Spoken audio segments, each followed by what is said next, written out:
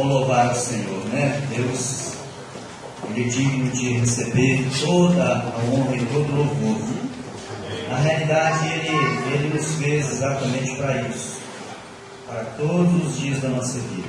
Enquanto vida tivermos, nós entoar adoração a Ele, em forma de cânticos, de palmas, né? Sorrindo, nos alegrando, agradecendo a Ele. Toda forma de louvor ao Senhor está aguardando de nós, né? Nós entendemos que até mesmo a natureza também louva ao Senhor. Às vezes a gente está no monte orando e começa a ouvir aqueles passarinhos cantando, e a gente percebe que tudo aquilo é para louvar a Deus.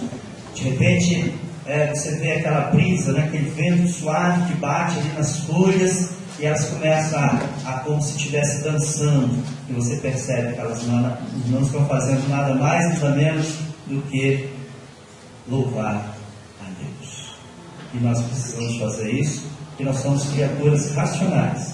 Deus nos deu inteligência, nos fez exatamente para isso, para adorar em todo tempo e em todo lugar. Por isso, nós nunca deixamos de começar um dos nossos eventos, né? Seja ele um culto, seja ele uma reunião de apresentação, seja ele outra situação, a gente está sempre entoando cânticos de adoração ao nosso Deus. E isso é maravilhoso, viu, irmão? Cante.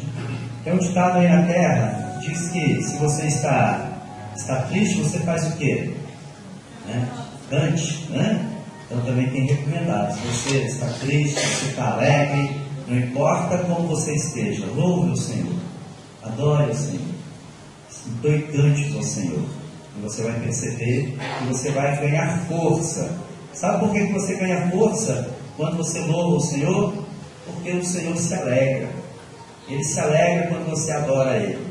E tem um versículo na palavra que diz que a alegria do Senhor é a nossa força. Então vale a pena a gente adorar o Senhor em todo tempo e em todo lugar. Ok? Nós estamos felizes, né, aqui junto com o Anderson, junto com a Lauriana. Nesta manhã trazem aqui o segundo filho, né? É a segunda criança que nós temos o prazer de apresentar aqui ao altar do Senhor. E eles trazem para, então, esse momento solene, entendendo que isso é uma forma bíblica, porque nós não batizamos as crianças. E isso é uma questão que muitas pessoas ficam intrigadas, porque os evangélicos não batizam as crianças, né? Sendo que nós temos uma cultura no Brasil. Afinal de contas, nós fomos evangelizados de uma forma, assim de dizer, né, pelo catolicismo, né? Os primeiros que entraram no Brasil, na conquista do Brasil, na conquista das terras brasileiras, né, em termos de religião, foram os jesuítas. Os jesuítas, então, começaram a catequizar, né, os índios, catequizar aquelas primeiras pessoas, os primeiros habitantes do país. É lógico que eles colocaram, né, a concepção deles, né, de acordo com a Igreja Católica Romana, eles têm um entendimento que precisa de batizar logo criança, né? Mas quando a gente estuda a palavra de Deus, quando a gente estuda a Bíblia, né, eu creio que a Bíblia é a palavra de Deus. Você crê que a Bíblia é a palavra de Deus? Quem crê que a Bíblia é a palavra de Deus, levante a mão, por favor. Tá? Eu vejo que todos aqui concordam que a Bíblia é a palavra de Deus. Então, se a Bíblia é a palavra de Deus, basta você ler a Bíblia e você vai encontrar, então, na Bíblia, né, exatamente a resposta para isso. Precisamos batizar criança? Não, precisamos. Apresentar criança é correto? É, porque todas as crianças que nós temos citado na Bíblia, nós vemos elas sendo apresentadas e não batizadas. Quando é que nós vemos alguém ser batizado? Depois de adulto. E o próprio Jesus foi o nosso maior exemplo, né? Ele foi batizado, eu já estava com a idade de 30 anos, né? E por que nós fazemos isso?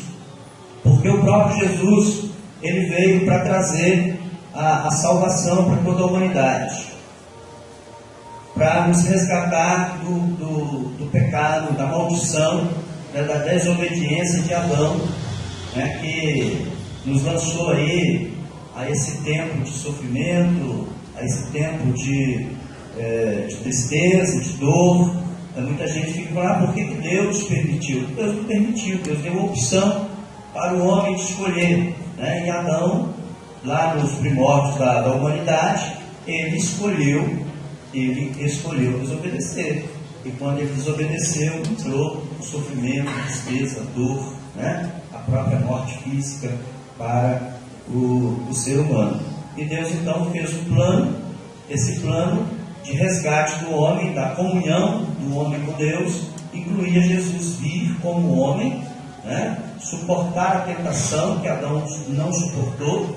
Jesus então viria para suportar essa tentação, vencer essa tentação e nos resgatar como filhos para o Senhor novamente, né? E isso implica entender esse plano de salvação. Isso implica entender esse plano. Por isso Jesus diz na palavra dele para todos nós: ide, pregai o Evangelho a toda criatura. Ou seja, Jesus está falando assim: olha, eu preciso que vocês expliquem o plano de salvação para as pessoas, e que elas entendam, para elas serem filhas de Deus, filhos do meu Pai, elas precisam acreditar que eu vim pagar um preço, e que eu vim resgatá-las da maldição, do pecado, e entregá-las de novo nas mãos do Pai, para elas se tornarem de novo filhos de Deus, né? Então Jesus está dizendo aí de pregar o Evangelho a toda criatura, aquele que crê. Aí ele está dizendo assim: olha, essa frase é muito importante para a gente entender por que nós não batizamos criança. Aí ele diz: olha, aquele que crê e for batizado será salvo, ou seja, será de novo considerado filho de Deus. Então, antes de nós aceitarmos a Jesus como nosso Salvador, nós somos meras criaturas. Somos pessoas que estão aí aguardando, né, pela misericórdia de Deus, nós estamos aguardando, né, o momento em que nós vamos ter essa coragem. Eu digo que para aceitar Jesus é preciso ter coragem. Muita gente não tem coragem de aceitar Jesus, né, de querer Jesus, viver com Jesus como Senhor da sua vida, né, porque existem alguns princípios, alguns preceitos que nós precisamos seguir, e muitas pessoas não querem isso. Então veja bem, vamos ver se você vai concordar comigo nisso. Se a palavra diz que é preciso pregar, é preciso ensinar, e essa pessoa que está sendo ensinada, ela precisa crer, ela precisa acreditar, ela precisa entender isso, é possível fazer isso com uma criança de 2 dias de nascido? É possível fazer isso com uma criança de 6 meses de nascido? É possível fazer isso com uma criança de 2 anos, 3 anos, 5 anos? Não. Você há de concordar comigo que não. Primeiro porque os estudos cientificamente já está comprovado que uma criança só começa a ter o seu raciocínio lógico a partir dos 11 anos. A formação do raciocínio lógico de qualquer criança começa aos 11 anos. E ele vai estar completamente formado por volta de 12 anos, 13 anos mais ou menos, quando a criança então consegue raciocinar. Quando ela consegue você falar alguma coisa, ela pensa, ela reage, ela interpreta, e ela pode dizer assim: entendi e não entendi. Me explica isso novamente. Tá? Mas uma criancinha, na idade que está a Sofia, por exemplo, por mais que você diga para ela que ela tem que aceitar Jesus, para ela ir para o céu, ela não faz diferença nenhuma, ela não sabe o que é isso. Aliás, dependendo da idade da criança, até os 2 anos mais ou menos, né? A criança, quando ela vê, por exemplo, um determinado animal, ela cria, e se você explica para ela, aquilo lá é um cachorro, por exemplo, vamos supor que ela vê um cachorro, né? Aí você fala para ela que ele é um cachorro, que alguns pais falam assim: é um uau-uau, né? Aquilo ali, filho, é um uau-uau, aquilo ali, filho, é um uau-uau, um cachorro. Criança de 1 ano e meio, 1 ano e meio, até 2 anos mais ou menos, se você observar as crianças, você vai perceber isso acontecer. ela grava aquela imagem, ela cria uma imagem na cabeça dela, ali, de um bicho com 4 patas, focinho, anda daquele jeito e tal. Aí ela cria essa imagem do uau na cabeça do bicho assim. Aí você vai com ela para o campo e mostra para ela uma vaca. Ela nunca viu vaca. Ela nunca viu vaca na vida dela. Aí você pergunta para ela assim: filho, o que é aquilo? Sabe o que ela vai dizer? Au. Aquilo lá é um au. É um cachorro. Porque ela vai comparar, né? Ela vai buscar na mente dela alguma forma de comparação. E a única coisa que ela tem, que tem pata, que tem na cabeça aquele formato, aquela coisa ali, é exatamente o cachorro que ela olha, patinho e tal. É o au. Entendeu? Então ela não tem ainda capacidade, né, de formar um raciocínio mais lógico. Isso vai acontecer somente depois dos 12 anos. Por isso é que nós, inclusive, temos a idade 12 anos como uma idade padrão, a partir da qual nós liberamos o batismo para as crianças da igreja, né? Antes disso não, exatamente porque ela está em formação, ela está ainda completando a sua formação de personalidade, raciocínio, tudo isso. Agora, depois dos 12 anos, então, ela já pode entender, já pode falar com ela sobre pecado, explicar o que é pecado, explicar o que é erro. Então, essa criança já está pronta a entender completamente. Se ela persistir, ela sabe que ela está se mantendo no erro. Tá certo? Agora, antes não. Por isso, nós não batizamos crianças. Entenderam? Né? Nós apresentamos. E por que nós apresentamos? Porque quando nós apresentamos, então é os pais, é o pai e a mãe que está chegando diante de Deus e falando assim: meu Senhor, eu creio que o Senhor é o dono da vida, é o Senhor que criou, é o Senhor que formou meu filho, é o Senhor que me formou. Eu creio que Jesus é quem dá a salvação. E eu quero criar o meu filho num bom caminho até ele ter esse entendimento. Então eu quero apresentá-lo por enquanto ao Senhor. Porque a palavra diz que deixai vir as minhas criancinhas, porque deles é o reino de Deus. Então não fica preocupado, pai, não precisa ficar preocupado se meu filho morrer pagão. Não vai morrer pagão. Se morrer antes dessa idade, antes de completar a fase de raciocínio lógico, a salvação dele está preservada. Deus vai cuidar dele, porque a palavra diz que deixai vir as minhas criancinhas, porque dos tais é o reino de Deus. As crianças estão preservadas exatamente por causa disso. Elas vivem no que nós chamamos de um período ainda de ignorância. E Deus não leva em conta o tempo da ignorância. Tá? Então nós apresentamos, esses pais então assumem um compromisso. Assume um compromisso de conduzir essa criança até a salvação. Ou seja, vai ensinando ela, vai sendo exemplo para ela. E o pai tem que ser um bom exemplo de cristão. Bom exemplo de cristão. Não basta vir aqui apresentar como se fosse um ritual, gente. Nós não temos ritual na igreja evangélica. Nós não temos ritual. Né? Nós não vamos aqui fazer um sinal, fazer um trem ali, que essa criança agora vai ficar 100% protegida, que não sei o que, não é para isso. Esse momento aqui é para que os pais tenham consciência que eles têm uma grande responsabilidade, que é ser exemplo para essa criança. Nós estamos aí com a nossa netinha, né, a Lavínia. E ela tem ficado em casa, irmãos, meu Deus, a gente tem que tomar cuidado, sabe? Porque outro dia, você acredita, eu vi a Lavínia, eu resolvi fazer aí eu peguei e fiz assim: Lavínia, olha aqui, ó. Aí ela olhou para mim e falou assim: Marcos.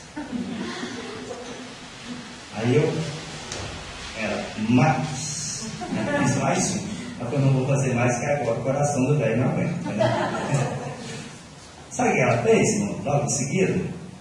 Vovô, olha. Entendeu? Vovô, olha.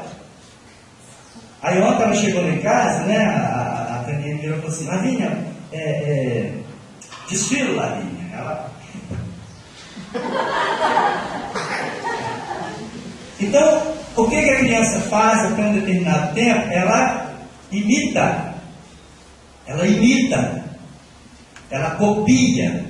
Então, a Lavínia já viu orar em casa. Já, Dani? O que a Lavínia faz? Ela se ajoelha e ora. Ela não sabe nem que está orando, mas como ela me viu ajoelhar e orar, ela também. Você já viu até que a criança, às vezes, quando ela ajoelha perto de você, de vez em quando ela olha para ver se você continua. Porque se você mudar de posição, ela vai mudar também. Está entendendo? Ela segue, ela está imitando. É o tempo da imitação. Então é muito importante que o pai, sabendo disso, faça coisas que a criança vai imitar. Então, eu vou orar porque eu sei que meu filho vai me imitar, né? Até ter a compreensão lá, quando ele raciocinar, lá nos 11, 12 anos, mas até lá eu quero que meu filho me imita. E ele vai criar um padrão, ele vai criar um hábito, um bom hábito. Né? Então, deixa eu ajoelhar todos os dias para orar e deixa meu filho ver orando.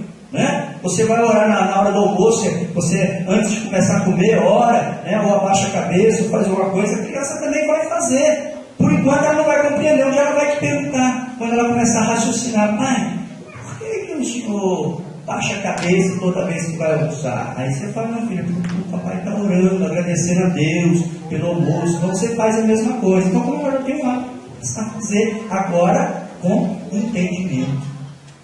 Tá certo, Anderson?